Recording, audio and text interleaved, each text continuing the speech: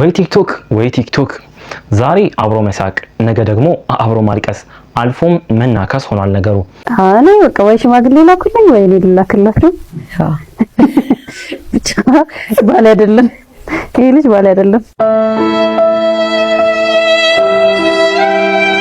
ኢክሩና ኢሳም በይፋ ተለያዩ። ከጉዳት እስከ ክትፎ ማንም ያልጠበቀው ውዝግብን በዚህ ቪዲዮ ትመለከታላችሁ። ከኢክራም ጋር ምንድነው የተፈጠረው? ምን ሆናችሁ? ምንም ነገር አልተፈጠረም። ወላሂ ለአዚም ምንም። እሺ እየተበሻሸቃችሁ ነው ምንድነው? ላይፋችን ቆልቂጤ ቡታጀራ ይርኩኝ። ሰላም ውድ ቤተሰቦቼ፣ ዛሬ ይዤላችሁ የመጣሁት ታሪክ ብዙዎቻችንን ሰሞኑን በቲክቶክ ሲያነጋግረን የነበረ ጉዳይ ነው። ይሄ ነገር ድራማ ነው ወይስ እውነት ያሰኘን የቲክቶክ መንደር ወሬ ነው።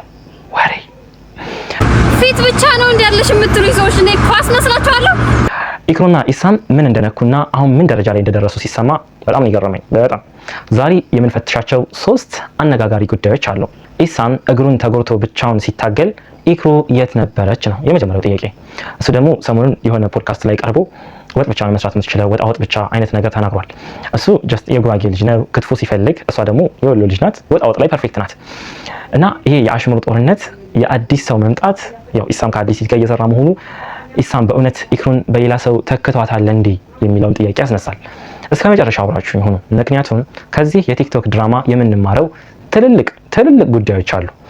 ካሁን በኋላ ምንም አይነት ላይቭ ሪከርድ የምታገኙት ኢሹ የለም። ከኔ ላይቭ ሪከርዶች መውጣት ትችላላችሁ።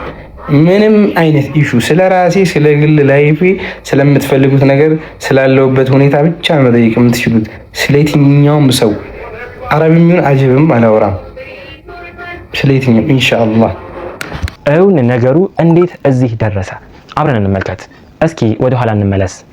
ኢክሩና ኢሳምን የምናውቃቸው በጣም የቅርብ ጓደኛሞች ነበሩ። ጭራሽ እንዲሁም ካፕሎች እንደሆኑ በጣም ቫይራል የሚወጣው ቪዲዮአቸው ደግሞ እርስ በርስ ሲኖቃቆሩ ሲፎጋገሩ ምናምን የነበሩባቸው ቪዲዮዎች ናቸው። ብዙዎች ጥሩ ነገር ተመኝተውላቸዋል። ጥንዶች እንዲሆኑ ወደ ትዳር እንዲገቡላ በኮሜንትም ትላልቅ ሚዲያ ላይ እንኳን ቀርበው ኢንተርቪው እየተደረጉ ፑሽ ሲደረጉ ነበር። ከቅርብ ጊዜ ወዲህ ግን ነገሮች የተገላቢጦሽ ሆኑ፣ ድንገት ተራራቁ። ችግሩ የከፋው ግን እዚህ ጋር ነው። ኢሳም ከባድ የእግር ጉዳት ደርሶበት ነበር። አስቡት፣ እግሩ ተሰብሮበት ከአልጋ መውረድ አቅቶት ውሃ የሚያቀብለው ሰው አጥቶ በብቸኝነት ሲታገል ነበር። ይሄ ለወንድ ልጅ ከባድ ፈተና ነው። ብዙዎች ኢክራምስ የት ነበረች ብለው ሲጠይቁ ነበር።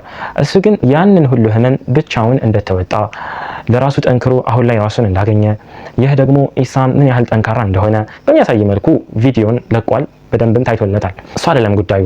በጣም አነጋጋሪ ወደ ሆነው ወደ ዋናው ክፍል እንምጣ። ኢሳም ከእግር ጉዳቱ አገግሞ ወደ ስራው ቢመለስም ምንም የምታውቀው ነገር የለም ስለ ስብራት ምግቦች ምናምን ባይዘው። ይሄ ስብራት ምግቦች ባህላዊ ነው። ኢክሩዬ ማብሰለስ ከዚህ በፊት አይደለም እነሱ ወለይ ናት። እሱ ወጣው ነገር ላይ ምናምን በጣም ፐርፌክት ናቸው። ይሄ አያውቁትም። ክትፎን ቡላ ለኔ ብላ ስለማምር ለኔ ብላ እንድሰራ እነሱ ናቸው የሚጠግነው። አልተቋረጠማ። አራው እዚህ ጋር ነው ጨዋታ ያለው። ኢሳም በቅርቡ በሰጠው አንድ ፖድካስት ላይ አስተያየት ሰምታችሁታል አይደል? አጥንቱ እንዲጠገን ጉልበቱ እንዲመለስለት የሀገሩን ምርጥ ክትፎ፣ ቆጮ፣ አይብ፣ ጎመን እንደዛ መብላት ይፈልጋል። እሷ ደግሞ ሞያዋ ወጣወጥ ብቻ ነው የሚል ሐሳብ ሰጥቷል።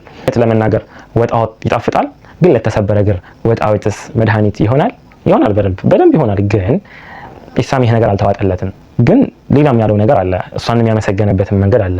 መኪና ስገዛ አግዛኛለች ብሏል። ታዲያ በመኪናው ጊዜ የነበረው ትብብር በጉዳቱ ጊዜ የት ሄደ? ወይስ ወጣወጡ በዝቶበት ነው የሚሉም አሉ። እኔ አላልኩም። አሁን ወደ ፊልሙ እንምጣ። ሁለቱም በየፊናቸው ቦምብ መወርወር ጀምረዋል። አንዱ ለሌላው የሚመስል ነገር እየለጠፈ የሚወራረፍ መልእክት እያስተላለፈ ነው።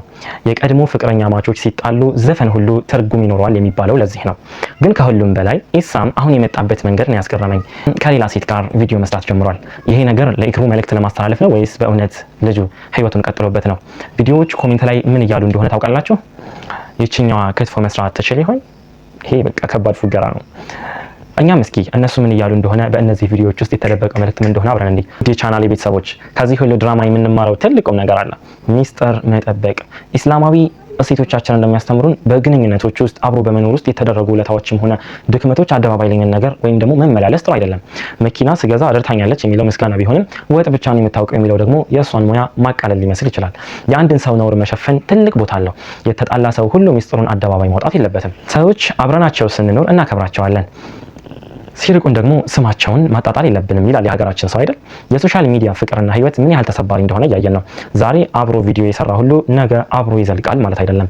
ለኢሳምም ለኢክሩም የምንመኘው ሰላምን ነው። ቢታረቁ አሪፍ ነው፣ ጥሩ ነው። ካልሆነ ግን በመልካም ተከባብሮ መለያየትም ታላቅነት ነው። እናንተስ ምን ትላላችሁ? ለተሰበረ እግር ወጣወጥ ወይስ ክትፎ? ኢሳም አዲሷን ልጅ ይዞ መምጣቱ ልክ ነው? ሀሳባችሁን ኮሜንት ላይ አስቀምጡልኝ። ሰብስክራይብ ሳታደርጉ እንዳትሄዱ። አድርጋችኋል ማለት ነው። ሰላም አለይኩም።